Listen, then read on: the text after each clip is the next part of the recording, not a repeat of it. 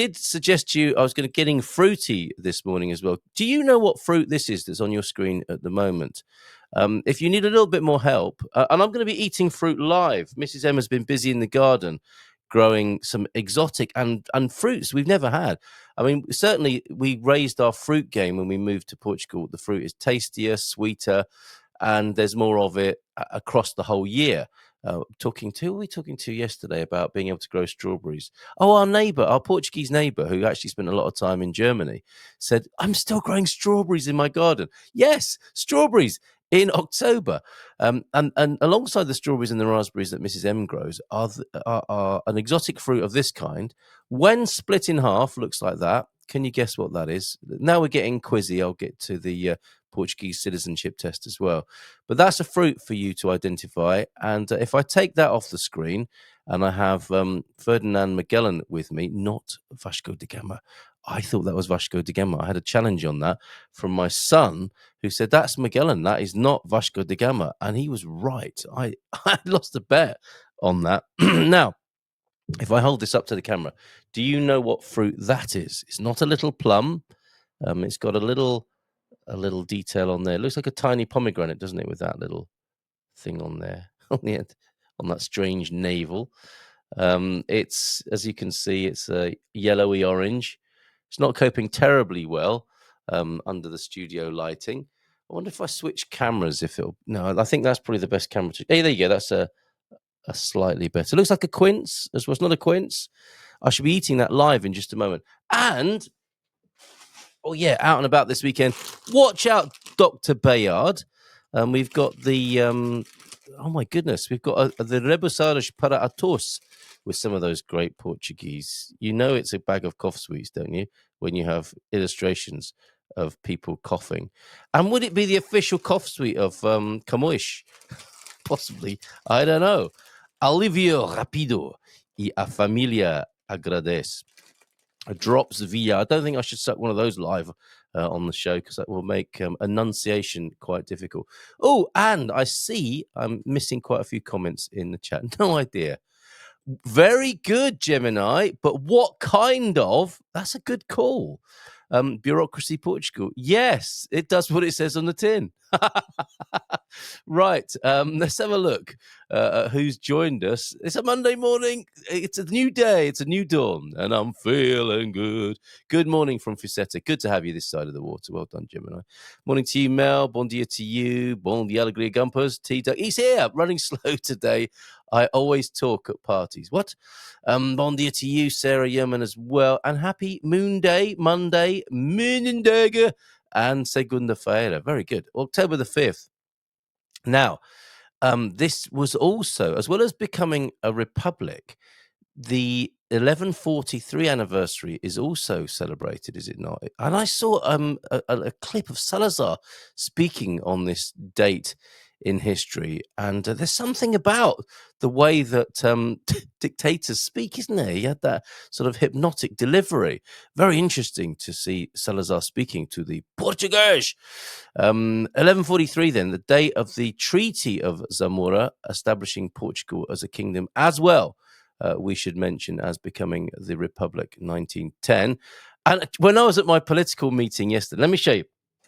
This is what happened at the political meeting yesterday. Tick James is joining us in a little while. It's my neighbour, the president of San Martino de Porto. I went to a photo shoot, and lo and behold, I found myself a supporter of the party. And I had my picture. My picture was showing at the event up on stage. And there I am. You can see me there. Journalista, Carl Munson. Now, when I got the call to say, "Oh, so you've joined their party then?" Oh, what's happening to the focus here? When I got the call, I said, "Look, you can have my photo on your. I'm available to all political parties to have my picture on. I'm a conduit." And Mrs. M put it very nicely yesterday. She was explaining to somebody that Carl doesn't choose; he connects. So I'm happy to connect with the parties and be a conduit of your policies to share with the English-speaking constituency community, but I still don't know which way I'm going to vote, quite frankly. So there you go, for transparency. Apart from how I'm going to vote, I won't be telling anybody that. That is my business. There are certain things in life, aren't there? Sexual, I think, and so far, that's how I've had this is like sexual practices, vaccination status, and political party, and none of your goddamn business. So there might be other things as well, of course. Does anybody want to add something to that list?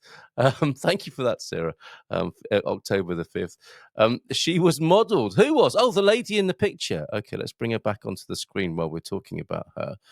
And we need a name. I'm not comfortable with her or she. Lady Liberty, we're going to go with for them, or Senora Libertad. She was modelled on the French Revolution, shows the licentiousness of liberal Masonic revolution.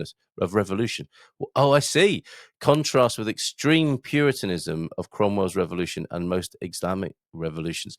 I can always rely on you, Adrian, for a good angle. Don't know, but looks delicious. I think we're talking about something else now, possibly. Right there. Okay, let's take this lady off the screen, Senora Libertad, as I am calling her, probably incorrectly this morning, and we'll bring Senor Magellan. He's a serious-looking chap, but you would be, wouldn't you, if you were going off discovering the world? You'd ever keep a certain safe and intelligent-looking countenance about you. Right. Where was I? Politics. Don't know, but looks delicious. I've got to do these in order, otherwise I'm going to miss some things here. Guava. It's a good guess, and I'm going to eat it in just a moment. No idea. Tea duck with a display of, is that an umbrella, a duck, and a flash of fire? There is that a weather forecast.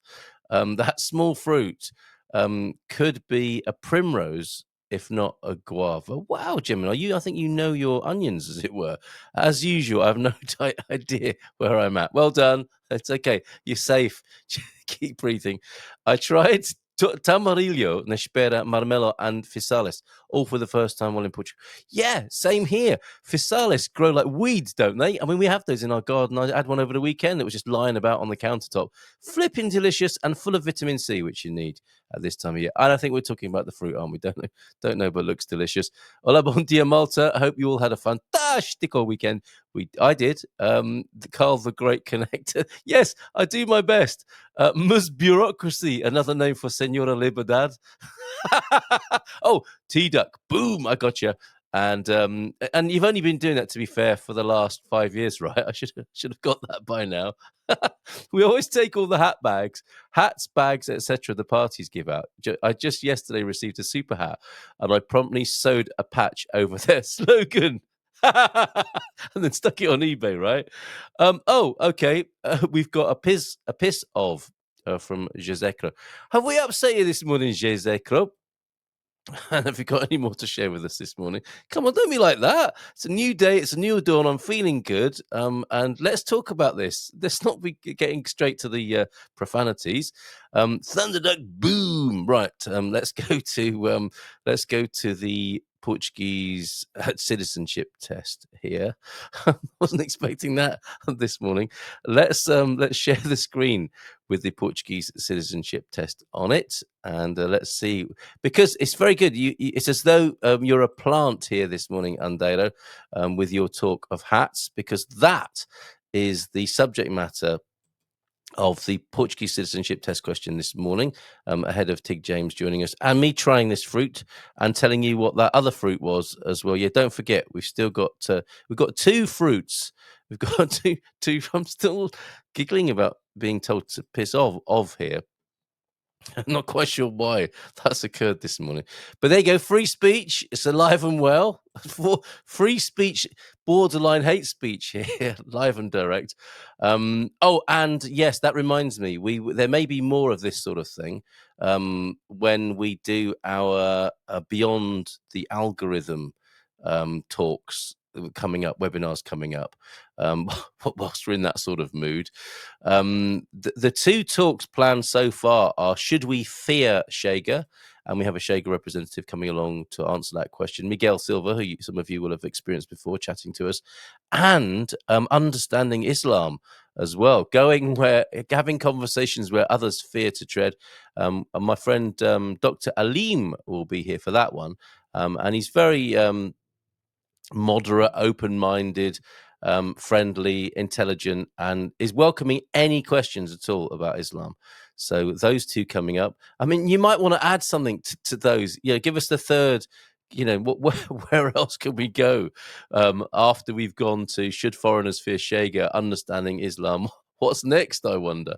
It's also September 23rd in the traditional Orthodox calendar.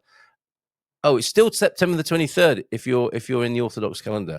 And I want to tell you about when the clocks are changing as well this month, if we get time to. And so the Coptic Orthodox and some Muslims of the conception of John the Baptist, Yom Kippur, Ramadan, 1973 war, and the Sadat assassination of 1981. Well, that's cheered me right up. Right. The reason I went there and change the subject tangentially for the 27th time was to show you that fruit again. Yeah, what fruit is this? Grown in the garden of Carl Munson, and there's the section of it there. Excellent. Do you not agree? And I never got a chance to explain this picture, and I'm still not going to either. Right now, we're going to bring Magellan back onto the screen, and he's going to help me now ask this question.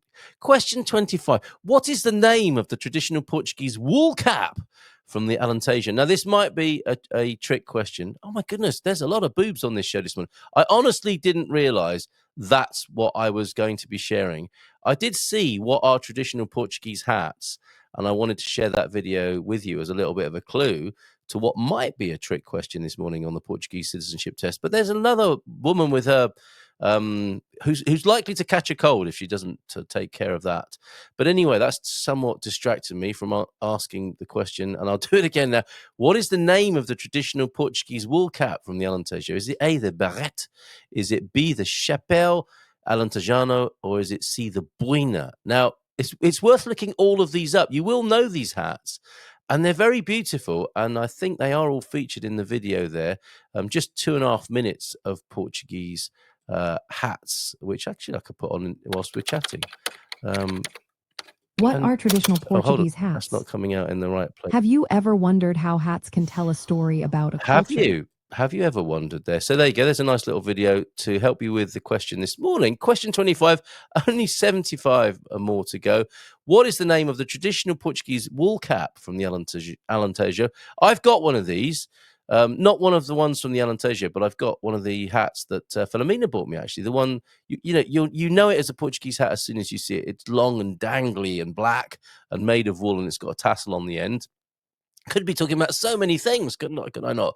Is it the barrette, as in, I mean, that's very similar to beret, is it not? B, the chapéu alentejano, and C, the boina. I think these are great names, if nothing else. So your answers, please, and I'll put the link to this into the chat so that you can go there as well. I've still got some fruit to eat this morning, and guava was a very good guess indeed. Tig James MBE is getting ready to join us about 5 minutes as well. But let me just pop this into the chat so you can make your guess as well over at the Portugal Club. I think I'm going to get my chopping board and my Intermarché knife now. Did anyone else collect the Intermarché knives? Look at that bad boy.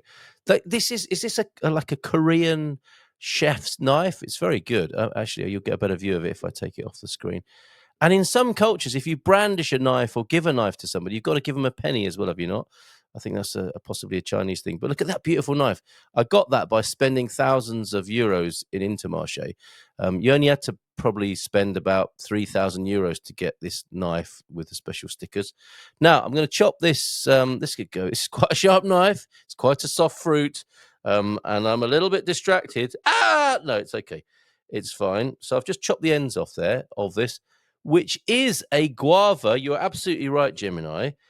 But it's a particular kind of guava from a tree that Mrs. M found somewhere. She's got a knack of doing these. So I've cut, I think you can eat it in its entirety, but I've kind of cubed it so that I've got all the skin off that. And I'm going to eat it now and give you another clue. Yes, it is a guava. And it's got pineapple-y top notes and bottom notes. Who doesn't like a bottom note first thing in the morning? And that's why it's called the pineapple guava, everybody, and it's a lovely tree. All of our trees are in tubs. That's how we're growing here in our sort of suburban setup, and we've got quite a few trees in tubs. A lot of physalis that seems to grow anywhere. You just that'll grow out of a compost pile. And Mrs. M's got all these trees growing things like melons, and she's got the soft fruit as well. And so that's the pineapple guava, which I commend to you, and something that we never had until we came here to Portugal. And then there's this other thing, which you can take another guess at now. Looks like one of those strange varieties of tomato, does it not?